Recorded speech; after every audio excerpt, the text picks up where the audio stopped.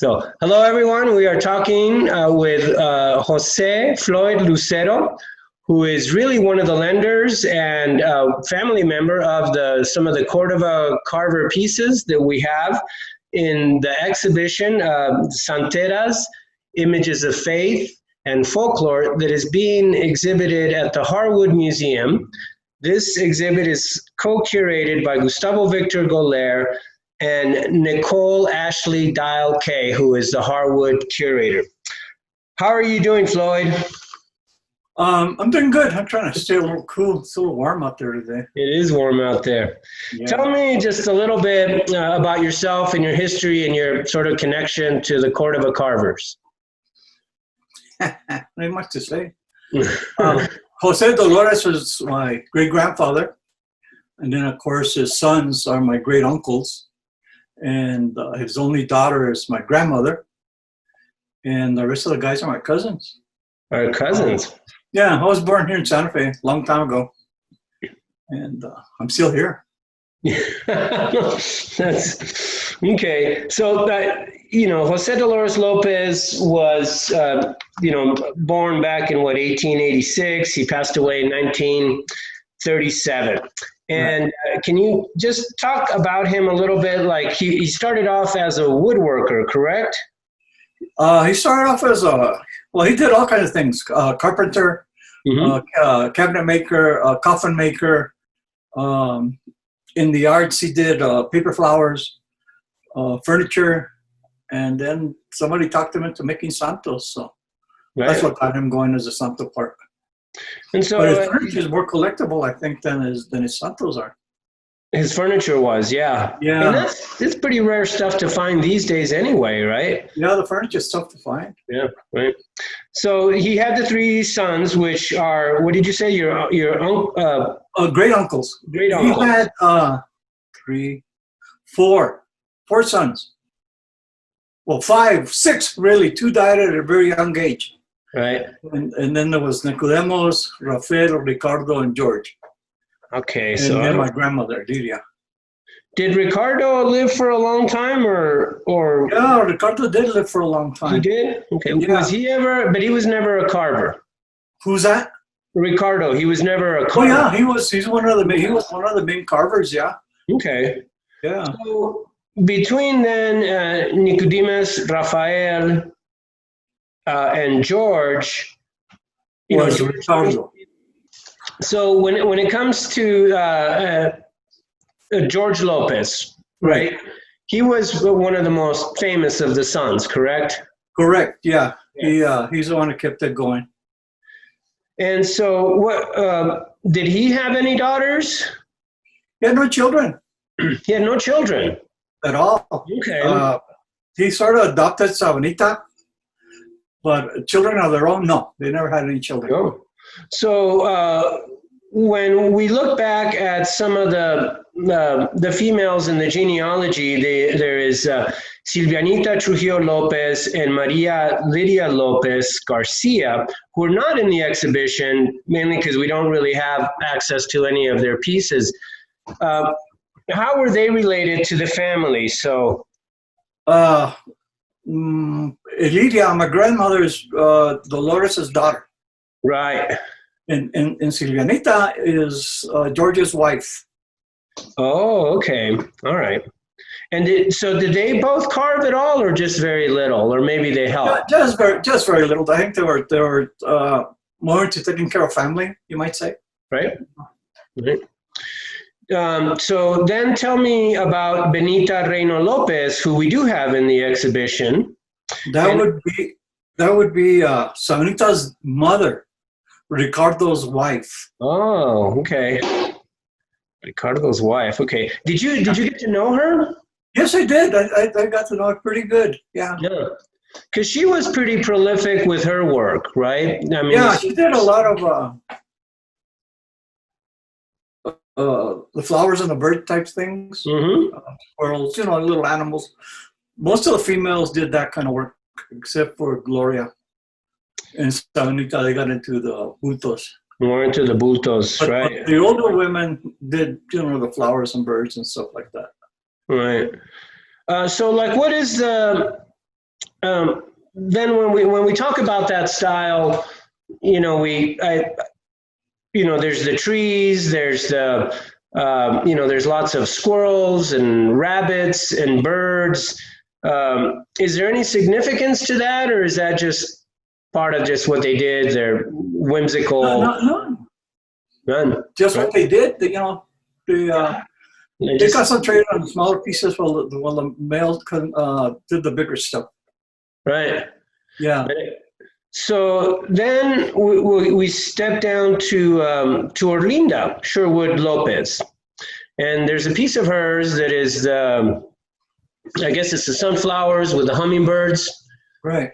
That's really great. So that falls along that style that you're talking about, at least as far as being whimsical and just sort of fun and not really religious work. Right. And Orlinda, she's Durgencio's wife. That's Durgencio is Silvanita's brother. Oh, okay.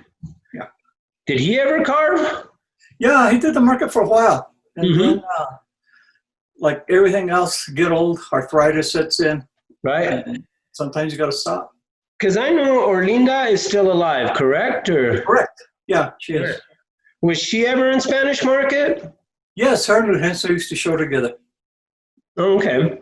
For how many years, do you know? Or many years. Many years. So she was in Market for many years. Okay. Yeah. I know. I was trying to look her up, but there's just not a lot of information. No, you probably won't find too much on the females, except for Gloria and Silvanita. Right, and that leads me to the next question, because I've known them both, Gloria and Silvanita, probably for several decades. And I know I've done shows with them. They seem to be very prolific and have exhibited in a lot of different venues. Do you think that they are some of the better known of the female Cordova carvers? Those would be the two better the two top, right? Yeah. And so they tended, as you were saying, to carve more religious themes, right? And a lot of Old Testament stuff as well, right? Yeah. George used to do that a lot too. Yeah, he did a lot of work, and it was usually stuff out of the Bible, as you say. Right. Except for Mateo Ricardo, he wouldn't make burtos. He just did the whimsical stuff, the birds. And he did, huh?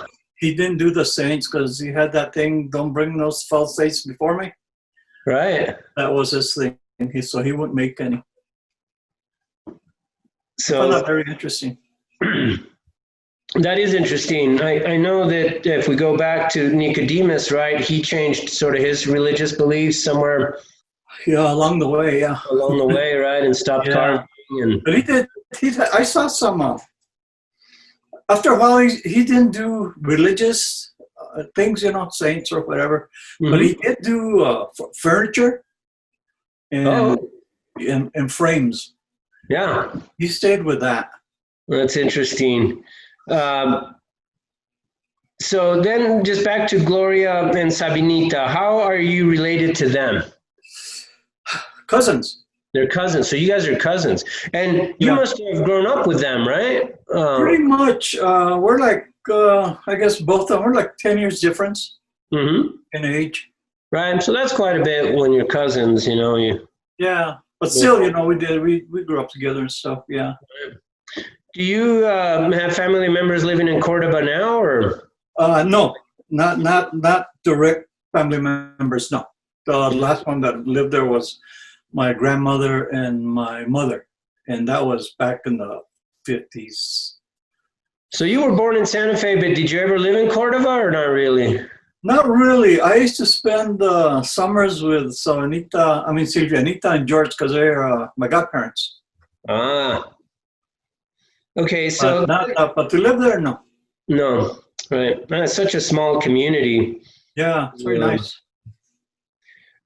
Can you tell me then a little bit about Ortiz Cordova, just a little bit of her history, and has she shown in Spanish Market? No, and she is Silvanita's daughter. Right. Yeah. And does she continue to carve today, or she still carves. Yeah, she still carves. Mostly consignments, so special orders and stuff like that. So does she then display her work at Sabinita's shop? Yeah, she does. Yeah, right. I think that's the only one that's still around, because I don't think Gloria's shop is open, right, in Cordova? Gloria got sick, and I don't think she's done much. Right. Yeah. I haven't seen her in a couple of years. Yeah, she got sick. I'm sorry to hear that. So then, we have... that's what happens when you get old. No, tell me about when I say that I've known some of these artists for more than 3 decades, that tells you a little bit about my age as well. So been around for that long. And then Sandra Lopez is Gloria's niece. Is right? That right? Okay. Yeah. And she was in the market. Right. For a while there. And then she just stopped doing it. Yeah. No, I mean, that happens across the board with lots of other artists. Yeah, it does. Do you think that there are other younger female Cordova carvers that I didn't include in the show, largely because I was looking for the people that had reputation throughout the years and that had been around for a long time? Are there any that are up and coming of some of the younger carvers? There's 2 young girls that I mentor. All right. They're Sandra's grandchildren.